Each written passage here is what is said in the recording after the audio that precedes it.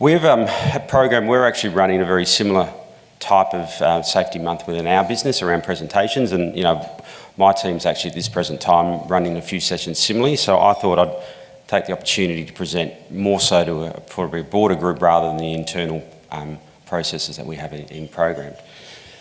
I'll just flick through that there.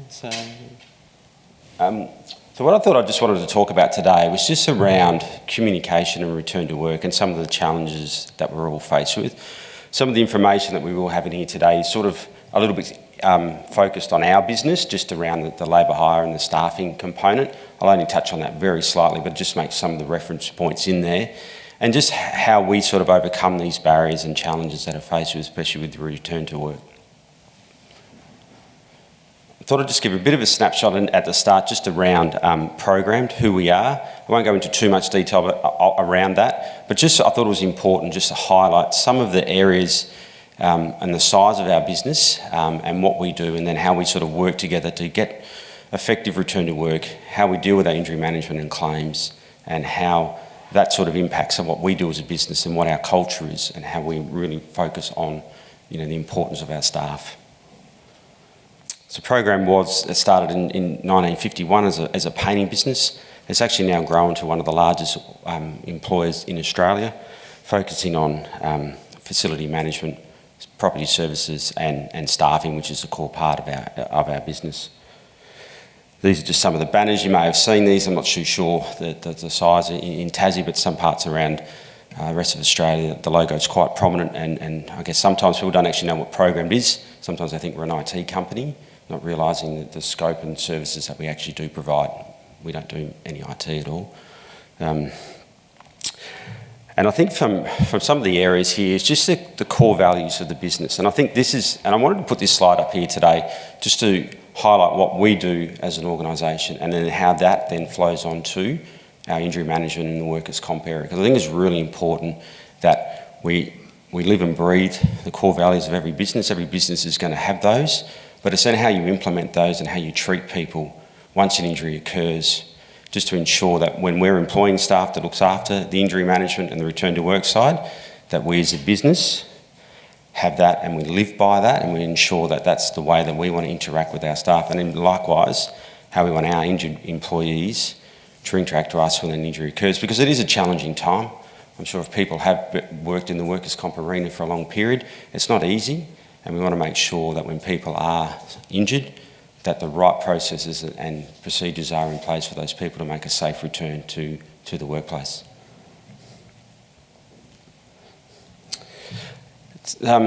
Program's business from a workers' comp point of view. So my role is I look after the workers' comp nationally, and that involves self-insurance licences, scheme-based arrangements with insurers here, like in Tasmania.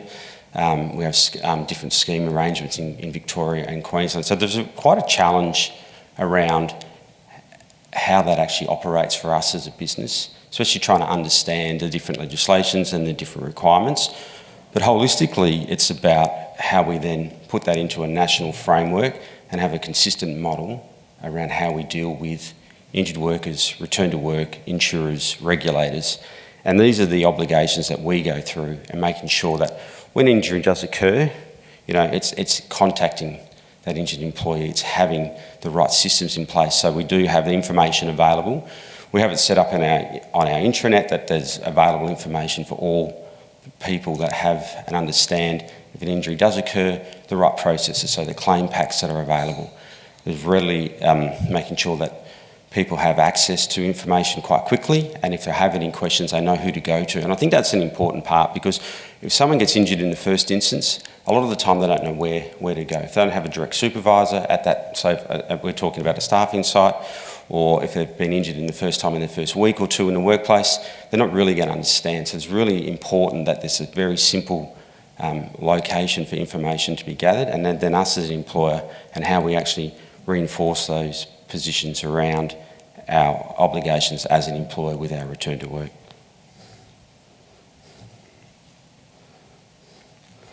So the team's developed over the period. So I've shortened this because it's like there is an internal document that's a lot bigger, and I'm sure other businesses have similar procedures that they have in place. But I really think it's important to have a hierarchy in terms of what that return to work looks like upon any sort of injury that occurs. And it's always the goal is to return people from an injury to their pre-employment position, and making sure that they have duties available that are going to assist with that process to ensure that it's not a long time away from work, but depending on the type of injury and depending on the nature of their work, ensuring that they're actually back in their return to work, or their return to work environment as soon as practical. So these are the 4 areas that we look at. So it's having it's having the same duties, same workplace, which is pretty much, I think, everyone's goal. If that's unachievable, if the injury, someone has sustained a serious injury, it's looking at different duties, but trying to make sure they're in that same workplace. Now, a business of our size gives us a bit of flexibility. So, as I mentioned before, we've got, from our property services side, from painting to our facility management, we've got electrical business, we've got a health business, and there's a lot of, I guess, support services that sit under that, and we use that a lot, especially in some of the larger states where we've got those services to be able to provide retraining and return to work options for people that are injured. So at the moment we're dealing with a matter where an individual's been involved in the painting business for a long period of time, not so much with programmed. They've suffered an injury and they need sort of a little bit of a career change because they can't go back to that painting, those type of heavy lifting and the work that's required.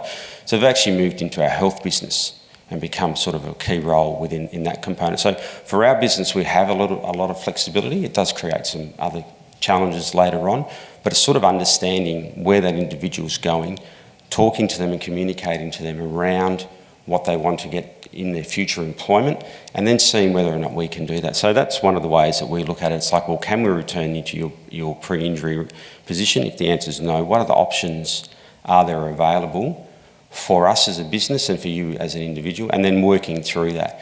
And then sometimes if we don't have those suitable duties, we go through the next step around the different duties in a different workplace, and if we can't find, we have to find new employment for them. And that's always the last resort, but sometimes you just, depending on the type of injury and the type of environment that person was employed in, you can't sometimes get them back to their pre-employment role, those roles available. Any questions for me this morning? No? A lot of the areas, and I'm sure a lot of businesses have different terminologies around early intervention, return to work, rapid response. There's a multitude of those. But I really think it's important that when an injury occurs, it's that communication that starts off from that front end part of the claim, how that business understands where that person is in terms of their injury, who they need to coordinate with, whether they need to go to the hospital or they need to go to the doctor. It's really important we get that part down pat at the start of a claim, I think, because early diagnosis around an injury is critical. And I referred to here as program supervisor because I just wanted to make sure that we've got different roles and different parts in our business, but it's really, really important that the person that's responsible for that individual is that primary care person when an injury does occur. The injury management team, we have our steps later on when we get involved, but it's really important, I think, I'm sure people in the industry long enough have been through the studies where, that early contact, where that injured person has suffered an injury, when their employer has made, a genuine attempt to assist them and help them with their injury, you're going to get better outcomes. So sometimes having the direct supervisor or their manager involved in that process, and sometimes that's not practical, but if they're available, I think it's important that they reach out. And we're trying to instill, if we do suffer serious injuries, that senior leaders within the business are reaching out to individuals. I think that's a real key point, because when someone has an injury, I think it's important that they know that the business is there to support them and they're not just there and push through the process and left. So it's our team's responsibility later on with injury management, but I think the business at the front end is really important for any organisation, that when you have a claim, that claim's taken seriously, people are looked after, and they actually understand that there's support within the business. So the stage 2 of our process at the moment is just working through where that injury management, the stakeholder contact is where our insurers are, explaining the process to people around what their entitlements are going to be, and then looking at return to work plans and how they're developed. And I think it's important that you utilise all the stakeholders in the process, especially at that front end, because if someone hasn't, I mentioned before, hasn't had a claim, they're not going to know who the insurer is, what their role in the process is going to be, what other providers are available.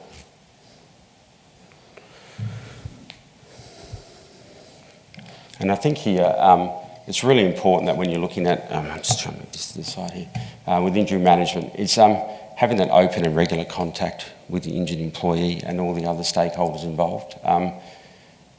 Staying positive in the workplace, and making sure that you've got meaningful duties. Now, I'm a big believer in this, and this is one of the things that I've been pushing in my role for the last 3 years, is making sure that when there are suitable duties available, they're actually meaningful and they actually are productive. I think too often we can find roles for people within businesses, or we push people to online learning. I think that's great in some circumstances, but I really think it's important as businesses we find suitable and productive return to work, because it's going to give people a purpose to come back into the workplace, and actually then allows them to ensure that they see that there's a goal. We're working together to get that person back to work, and we're ensuring that they've got some benefit out of the return to work process there. And I think it also supports the business as well, because there's a lot of tasks within the business that do get pushed to the side sometimes. And I think if you can find and utilise individuals that have got a skill set, I think it's really, really important to make sure that they're put back in productive environment, rather than just given meaningless duties that are just there to tick the box and worry about lost time injury sometimes. I think it has to really focus on getting and supporting those individuals in that process. And I think from our business, being labour hire or components of labour hire, it's dealing with our customers and our clients around that as well. Some customers are very, very helpful with the return to work. Others don't have the availability. They've got their own staff to look after sometimes. So then it's a challenge for our business. And I think from us, it's really that communication piece around what's available on that work site, how we can utilise that person that's been there. Some of our staff have been at customer sites for many years, and they're in that casual environment and they suffer an injury. Well, it's utilising those skills. Can we use them as a trainer to induct other new people that are coming into the business? And we have done that in some of the states, and some customers are fantastic in that support. But it's a really good way then to get that knowledge transfer. And when you've got those induction people coming through, you're able to grab their skills that have been in that workplace for a number of time and help them with that return to work. And I think it's utilising those opportunities to ensure that people have an opportunity, have the option of a return to work, and making sure that things are structured so that person going in understands what they're doing. Question. Yep. So if you've got somebody where there's sort of a stress claim as part of it, and there might be issues with the supervisor, how do you sort of manage that? Yeah, I mean, probably don't have too many like stress or mental health claims at the moment, but it's understanding and that discussion point at the front end is what's that barrier? Is it going to be the individual supervisor or other work colleagues? For our business, I guess can be a little bit easier. We've got other branches and other sites that we can move people into those different roles. But it is a hard one when someone does have that personal complication with someone in their workplace. So that is really challenging. And look, I think we've got one at the moment in Victoria. We've had to just move sites and keep that role going. But if you're a smaller business, look, that's a challenge which it's a bit harder to sort of just answer. From an insurance point of view, in terms of managing, we see obviously a lot of site plans, and there are mechanisms in terms of if it is a direct supervisor, you can use things like workplace mediation, talk to your insurer, rehab providers involved. We have a whole program around site plans to try to get those injured people back into the workplace. It can often be done, so it's worth the effort. Thanks. Just a quick question with regard to the initial consultation once the injury's been identified. What's your preference, or I guess in regard to, I know you said there that the injured worker's own doctor, or like the actual branch's doctor, that sort of stuff. I suppose over the years I've had a preference to steer away from the own doctors, because sometimes I'm not saying this always happens. Sometimes there can be a close relationship there, which sometimes can also have some kind of interference with regard to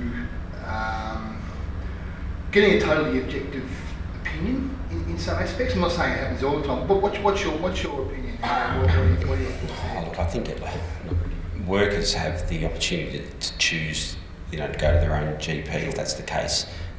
Depending on the doctors that you have available, and I've got a few slides around that in a little bit of time, but if you've got a doctor that understands workers' compensation a little bit better than the treating GP, then I think it's a good idea to utilise those. But if you don't have that opportunity, I think it's important to reach out to the doctor and attend the medical appointment with that injured employee and the doctor, and then just explain what suitable duties you have available, what's the return to work plan going to be within the business. And I think that education piece the GP can help. Sometimes you're going to get those barriers with that, but I think it's more about if you understand what you're working with, I think then you can then sort of put a plan in place that's going to assist it. And I think that's about that communication with that GP and that injured worker and whatever other support people they actually have around them for that point. But look, I think sometimes you can, we use our own GPs in a lot of areas that understand our business, but we always encourage the injured worker, if they want to go to their own GP, they're more than welcome to.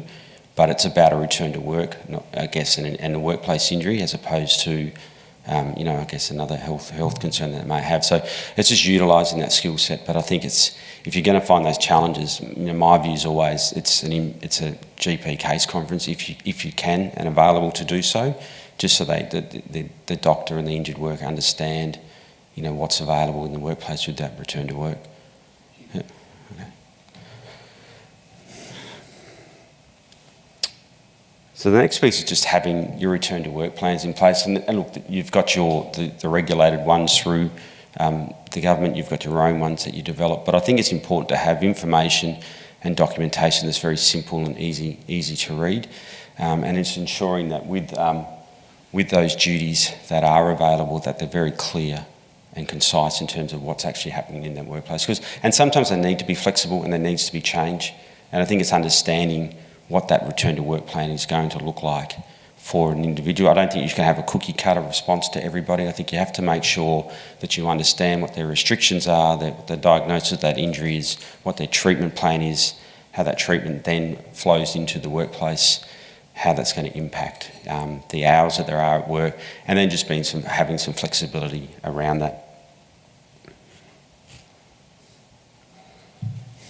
Sorry about the colour, it looked a bit better on the computer rather than here. So some of these at the moment are just to focus on, for us as a business, so some of the things as I mentioned before, and especially that first slide with the return to work, is the available of suitable duties at a host employer. And I mean that by a customer. So we've got a large provider that we have, that we work with, and we have an injured worker. It's understanding what suitable duties or return to work options they've got on their site. And we work with them, a lot of those around where we can place people back or where there's not the availability. And if not, we then utilise what opportunities we have through a program. So that's understanding what's in our business, what's available in different branches or different tasks.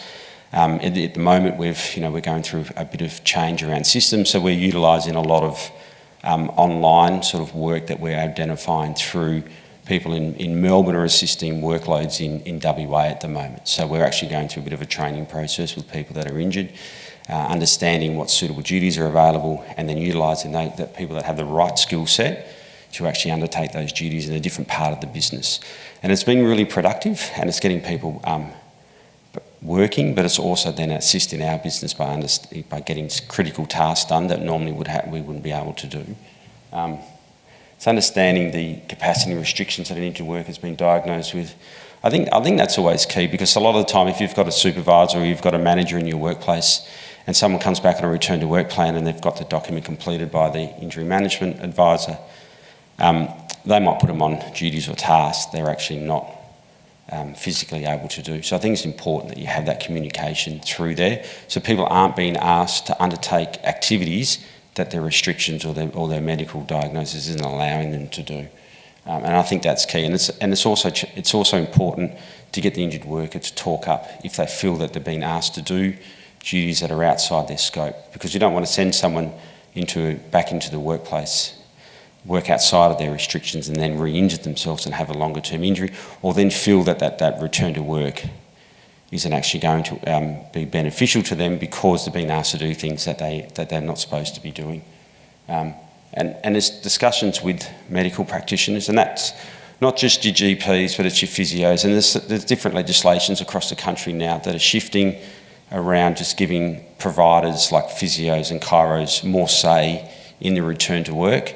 There's some legislative changes happening in WA at the moment where that's occurring. I know that occurs in Victoria. So it's understanding that all medical providers and practitioners in the return to workplace process are across what's actually happening, what's available, what that return to work looks like, and that communication piece to ensure that everyone's on the same page with that return to work. And for us as well, it's looking at where we can identify host employers. So my team, not so much just with our direct customers, but they'll look at, similar to what rehab providers will do, we've identified 4 or 5 different locations across the country where if we do have an injury, we are able to put people back on a return to work. So, and they're more than willing to assist in that area. And we've got good relationships with those. We don't have too many people on the same side at one time. But if you're in a business and you understand the capabilities of what your return to work or what your suitable duties are available, and you know if you are having injuries that you can't accommodate, I think sometimes it's looking sort of outside of your 4 walls and looking through whether you've got a provider or you've got other service people that you use, and see whether or not they can assist with the return to work. Build that relationship up with them. Have your HSC or your safety people attend the site to do a bit of an assessment. And then if you do have an injured worker that can't return to work in your workplace, see whether or not you've got somebody else that you know that you work with may have suitable duties that can assist with that. And that works for us. And I think that's a really good way to assist, because you're putting people back into work. They're not sitting at home not doing much, and you're understanding your capabilities as an organisation as to what you can do with return to work, and then it assists everyone in the long term. And so these are just some of the challenges that we're faced with, and I'm sure people in the room that deal with injury management and workers' comp would have similar areas, but sometimes the worker's unsure whether they're ready to return to work. It's their first injury. There might be a lot of other barriers that are outside of the workplace, but they're like, I'm not really comfortable with the return to work. I'm not really sure what duties I'm going to be able to do. So I really think that's important that you have those communication pieces to just address what those concerns are, and then see if you can work through those.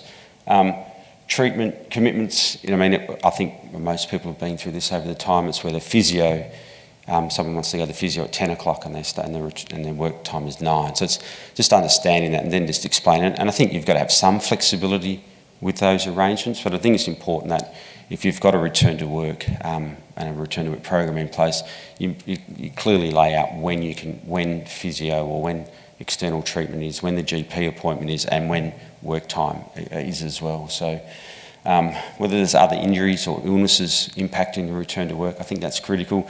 And sometimes there's privacy around that and what people will be willing to sort of disclose in terms of what's sort of impacting them. But I think if you've got a good relationship with them as a manager or a supervisor, I think you can have those conversations with your staff to make sure that the return to work is going to work. When workers are certified totally unfit, I think that's always probably the biggest challenge as a business, because then you've got to work through how do you get that capacity change to give some element of restrictions in the workplace. How do we get that unfitness moved to 2 or 3 hours a day? What sort of duties can they do? How do we sort of move that from being totally unfit to having progress? I think that's one of the more challenges that most businesses are faced with. And likewise, anyone that's injured or has suffered an injury, whether it's at work or at home, sometimes you don't want to risk re-injuring yourself or going through that pain level that you're experiencing. So it's understanding those again. And I guess just really making sure that we're aware of what's actually happening with that individual.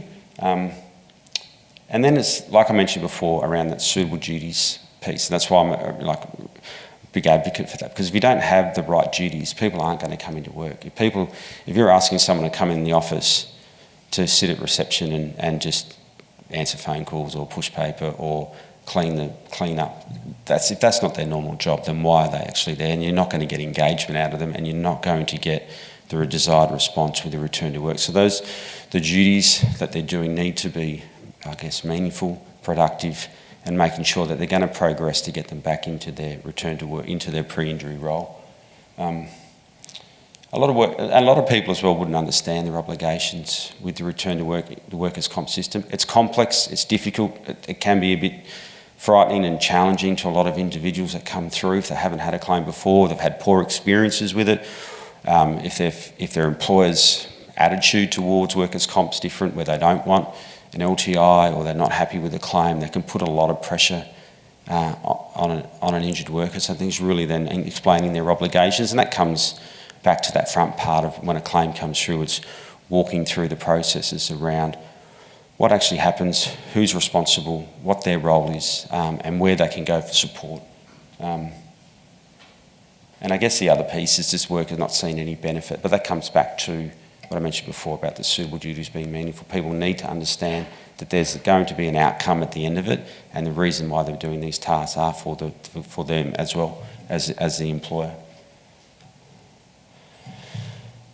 And these are some specific to our business, but I think I didn't want to put that one at the top, but I thought it's probably relevant at where we are at the moment. But I think COVID's had a big impact, not just on our business, but a lot of other businesses, especially with downturns, not being able to put, especially in New South Wales and Victoria for us at the moment.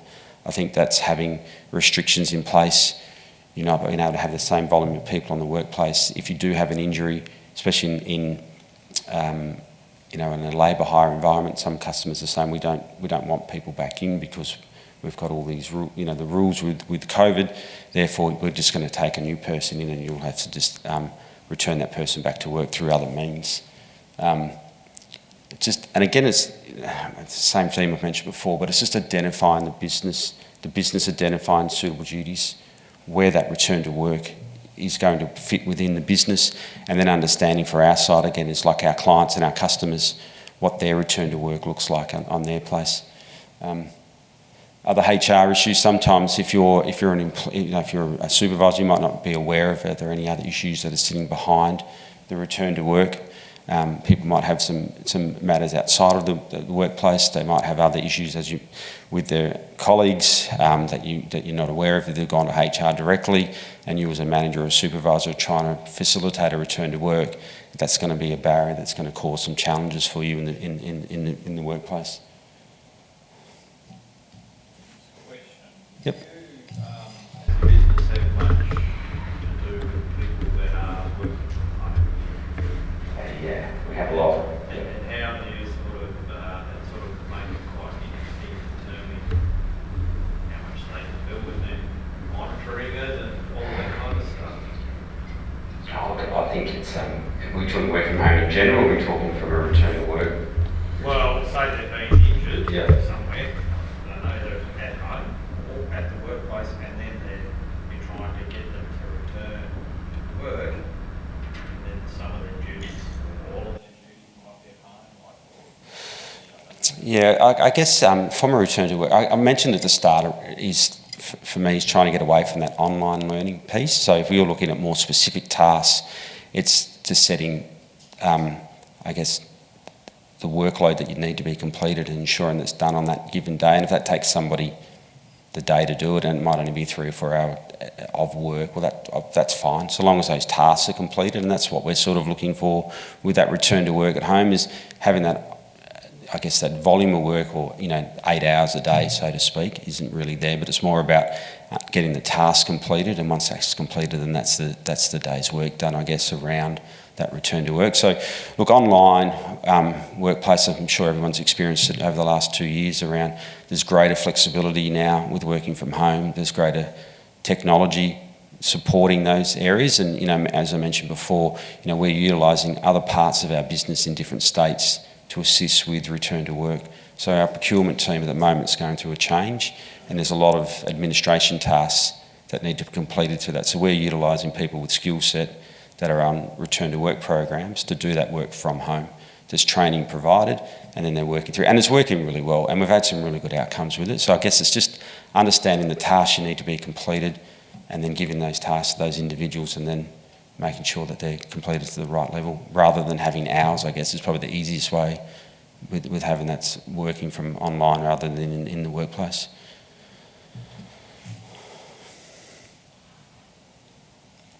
Just a brief snapshot. So program, we have about 1,500 claims a year nationally. So some of this stuff I look at it, we're quite a big business when it comes to workers' comp. As I mentioned before, we're self-insured in a couple of states. So we look at a lot of data, a lot of information that comes through, and from, you know, some of the basic stuff is from what we see is the earlier that people are back in the workplace, the better outcomes you're going to get. And that's not new to anyone in this room that's worked with it before. But I think it's important that you have really good communication with what's going on with all stakeholders in the return to workplace. You have clear plans, you have clear goals in what you're doing, and you stick to those. And sometimes you have to make changes, but it's really important that you work with all individuals and stakeholders through that process to get the desired outcome for everybody. And the longer people are off work, the bigger the challenges are going to be. I mean, you just don't have the physical injuries, you do get the mental health, you get the stigma with being part of a workers' comp claim.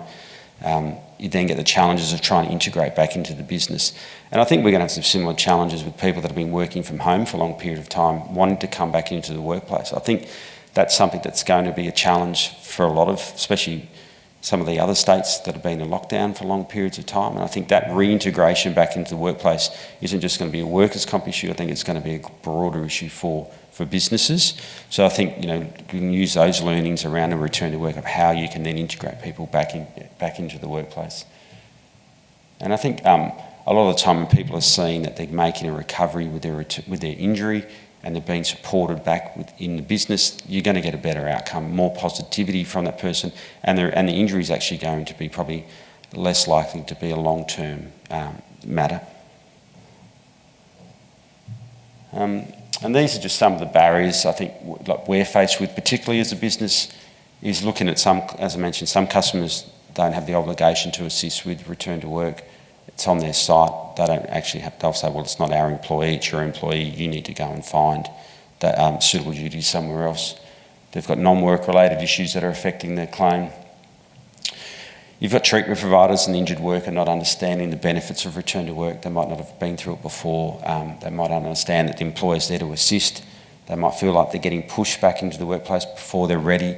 And it's also as well the GP not understanding suitable duties. So some of the things we're trying to work on at the moment are some videos and technology that we can utilise and take to the GP around understanding people's tasks, showing them what the workload is available. So there's visual aspects to what they're actually doing, and I'm sure other businesses are doing similar things as well, but it's making sure that when you do go to a medical appointment with the GP to talk about the return to work, they can see the tasks available. It's not just in a document where they've got to flick through 20 bits of paper. There's some visual aspects of it. They can see the key elements of what the physical constraints are going to be on that individual and those roles that they have to do.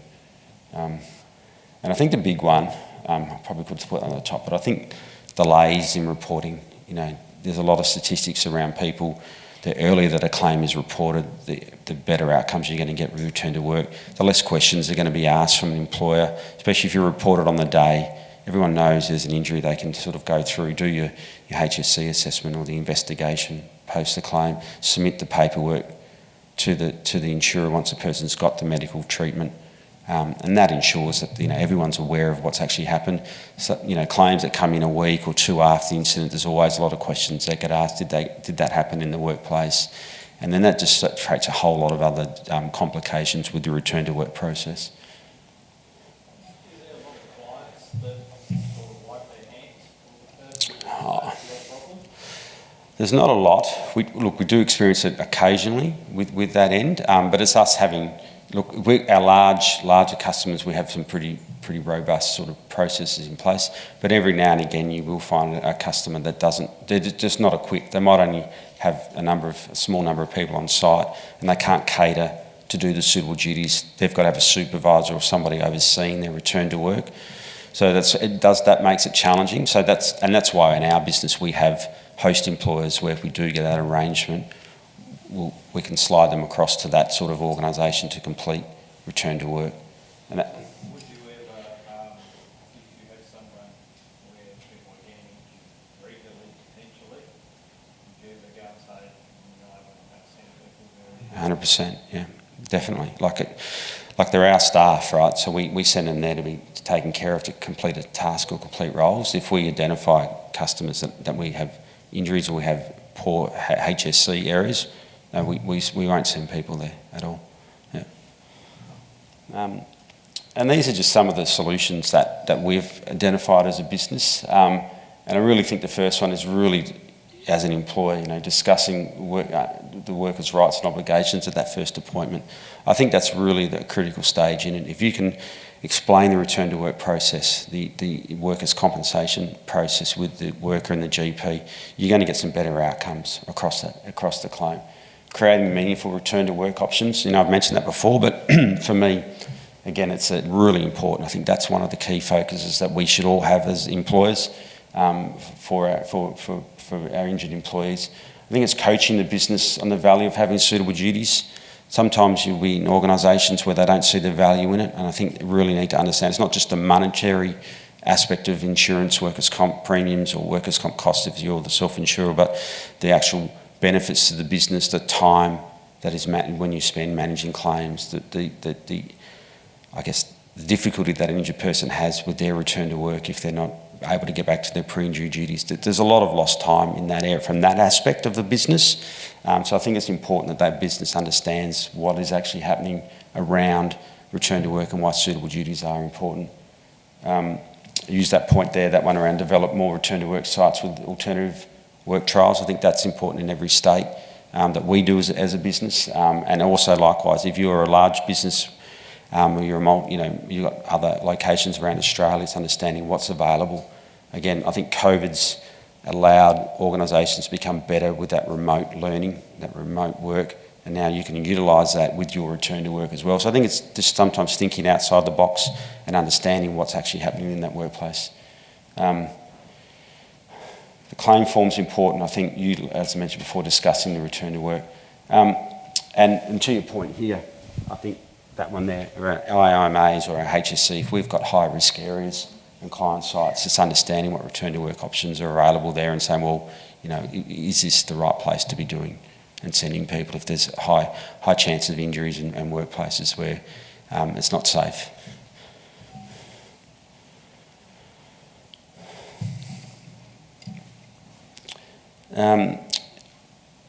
Looking through, with the injured worker, I think it's explaining what the return to work program is all about, what the benefits are there for them.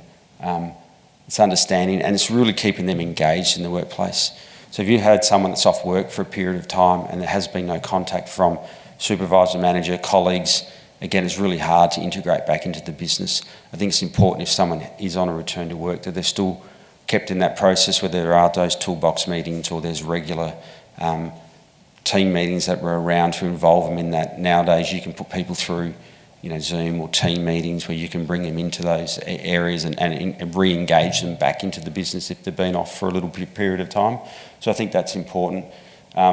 Consulting with or talking with all the providers that are involved in the process.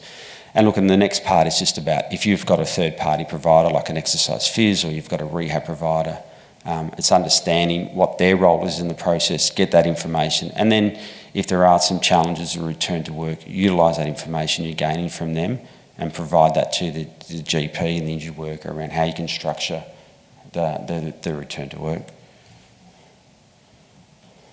So I just thought I'd show this slide. I won't say on this too much, but this is just a bit of a snapshot of programmed in Tassie for the last 4 years, and just some of the focus that we've had, which I'll go into in the next couple of slides. So, we had a bit of a poor performing period there with a number of claims and a number of our claims costs. But over the last few years, we've seen a bit of a reduction in that, and that's around the focus on our safety, customers that we're sending injured people to, but also then looking through what the return to work is. So with any claim, the most expensive part of a claim are weekly wages. So the more that you spend on weekly wages, the more that your claim costs are going to increase. So for us, it's looking at, well, what are those suitable duties? What are the return to work? How do we interact with all the providers to get the better outcome for for our staff that have been injured in the workplace. Big drop off, was it a whole year? The previous? The last one's only the current period. That's only from June this year. So I guess for me, from my role is, look, the costs are super important, but it's also the open claims or the tail. It's how we're effectively managing those claims, because by not having people on workers' comp for long periods of time means we've been successful with our return to work and our finding the suitable duties right. So that for me, that's one of the key indicators that I always look at with my teams nationally, is looking at what our tail looks like. So if we've got a lot of open claims, we had a lot of open claims back in that 18-19 period, I'd have concerns around what we're doing with the management of it. What did we do in those early stages to have those people back to work in a greater time? And Tasmania's done a great job. It's in the last 3 years, the way that the team interacts with my team and the businesses over here, I think is really important. That communication is working really well, and it's probably one of our better performing states at the moment, with our number of claims that we're having and the interaction that we're getting with injured workers and the return to work. We've got our challenges like any business, but Tassie's really been probably the shining light over the last probably 2 years for our business. And I guess this is how we can influence it, right, as an organisation, and any business can. It's that early notification. It's not treating the workers' comp claim with stigma. If someone reports an injury, well, it's like, how do you deal with it? Okay, let's understand the injury, let's understand the process, let's go speak to the medical practitioners and let's let the claim moving, rather than getting bogged deep down to too much in the detail. And sometimes you're going to have to look at a claim a little bit differently, but I really think it's important that you have, as a business, you have that early notification around and reporting injuries, because you're going to pick up a lot more claims that way than getting things reported at a later date, then causing bigger confusion on claims. It's having positive interaction with all communication, with all providers, with the GP, the insurer, whoever, whether it is the workers' GP or the GP that we use for our return to work. I think it's important that you have that communication early. Looking at your company policy, and that goes back to, as mentioned at the start, our values as a business. I think those are important to have, because if everyone in the organisation understands your values, when an injury does occur from workers' comp, you're going to live by those, and I think that has a positive impact on what happens with the return to work and workers' comp. And it's about attending, like all parts of the business, so attending the HSC meetings, having the injured worker, available for it, having the workers' comp team available to attend those meetings to make sure that people understand what's happening in that space. And I think, look, I put stakeholders there, but our insurer's in the room today, and I think it's great that we've been with them for 20 plus years in Tassie, and I think that's an important part, because you're going to get that if you have your communication strong and they understand your systems and your business, you're going to get along a lot better in terms of outcomes with the return to work and workers' comp claims than you will if you just don't have those relationships set. So I think if you know that you've got a certain GP that is seeing your workforce regularly, and it might not be the doctor that you choose, try and build a relationship with them, try and get them to understand your business as well, because that's going to have an impact later on if claims continue to move through in those areas. So what I thought I'd do as well today, I was talking to Erin before, I've been doing this for 20 plus years now, and things have changed a fair bit in that time. And I jumped online just to grab some stats the other day around communication, because I think this is a key point to where we're going, not just now, but more so into the future around how we interact. So if you look there, I'm sure did everyone walk out of the house today with their mobile phone when they left? Did everyone do that? Yeah, okay. So it's really funny. I grabbed this off Deloitte's, just having a look at the data. But 9 out of 10 Australians, so 90% of us now have a mobile phone. Most people feel safe when they leave with it.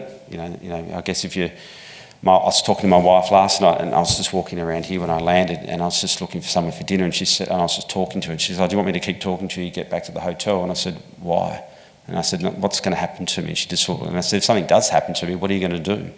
So it's a bit strange that people feel that their phone is like a security blanket in some respects.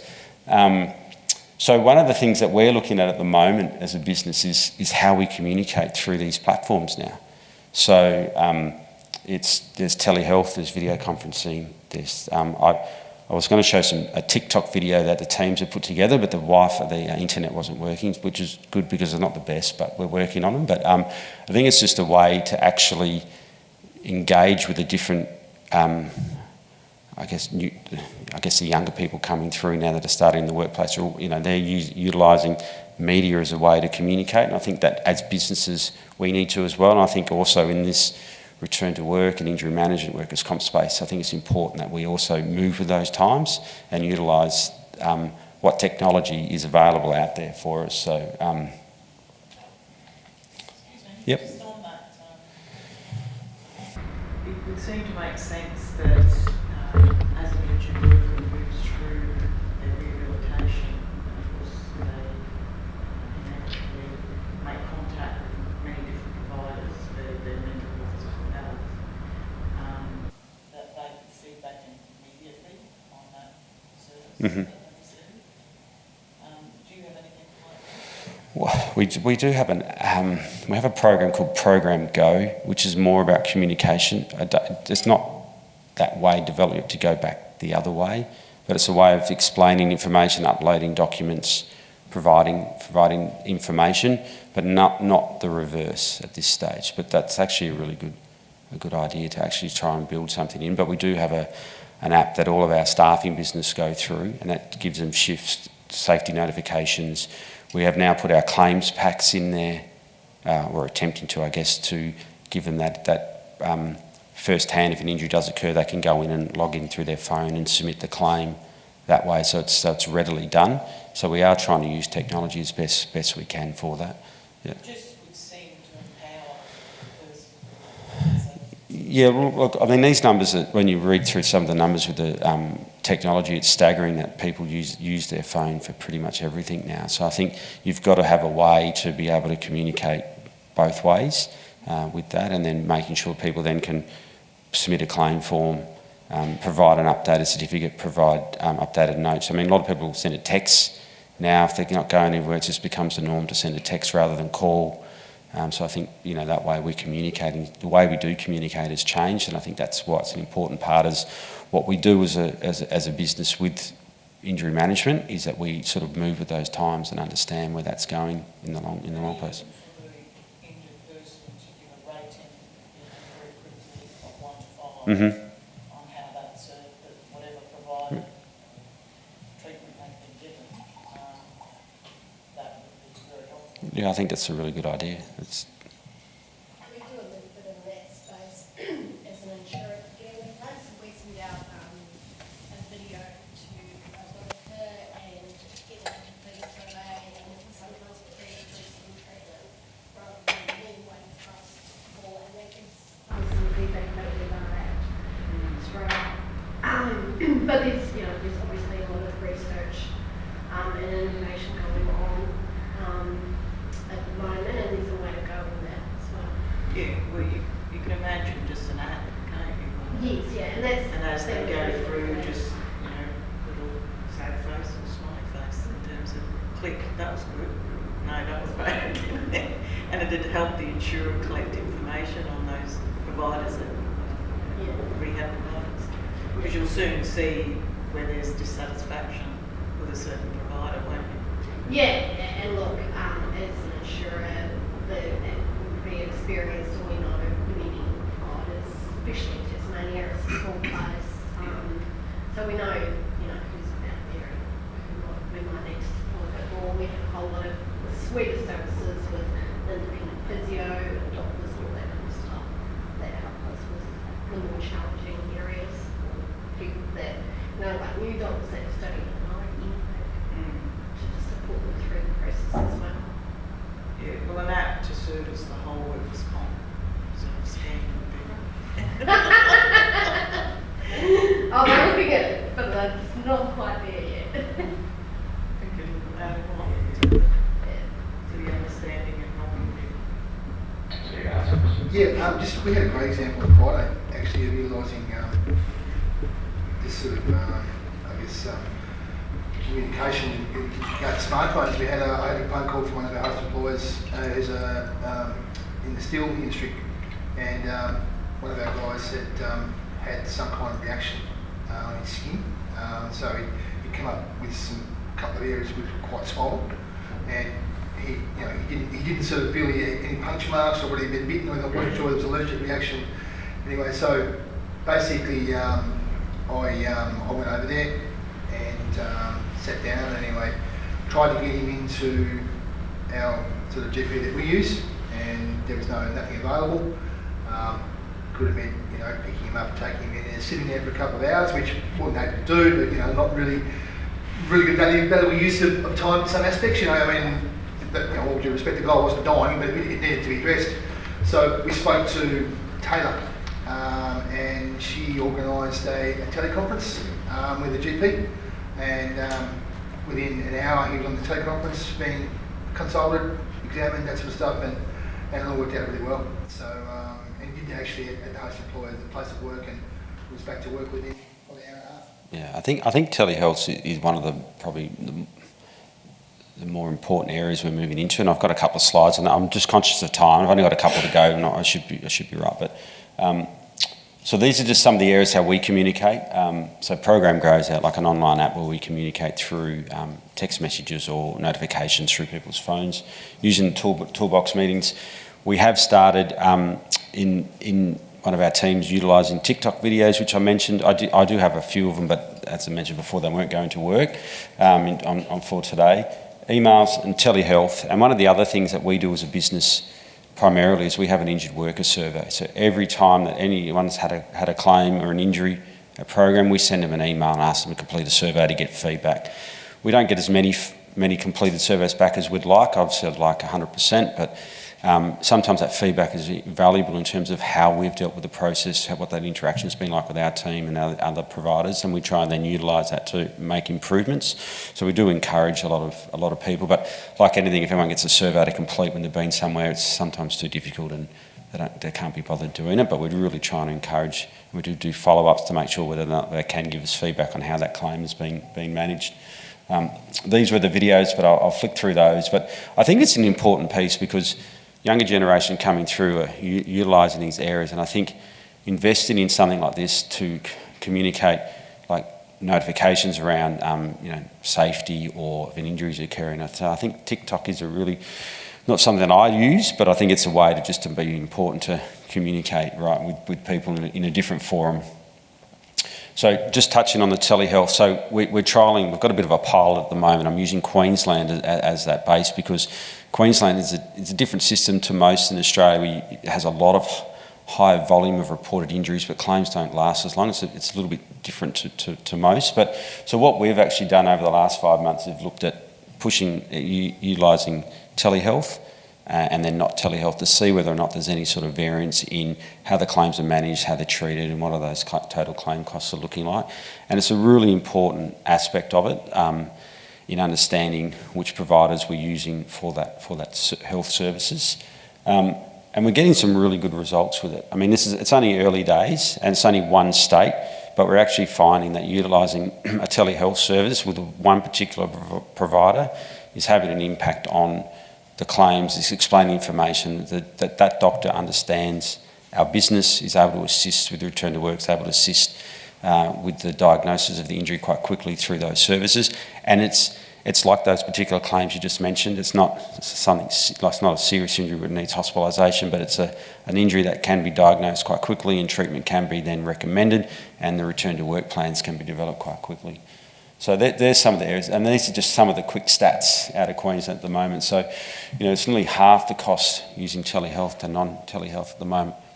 So we're just trying to work out what that actually means, whether that's just an anomaly in terms of where those numbers are sitting, but it could be more about that early intervention with the return to work, understanding that the worker then is in front of a doctor quite quickly. They've explained the injury, and then we're able to work through what that looks like.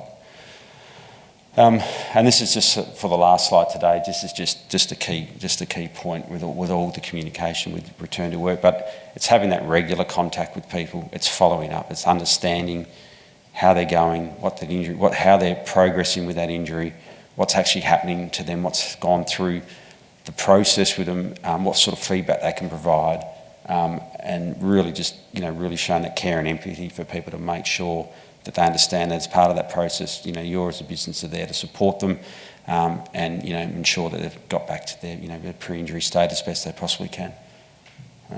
And that was all, unless anyone's got any other questions. Okay, thanks everyone. Thanks for your time. Thank you.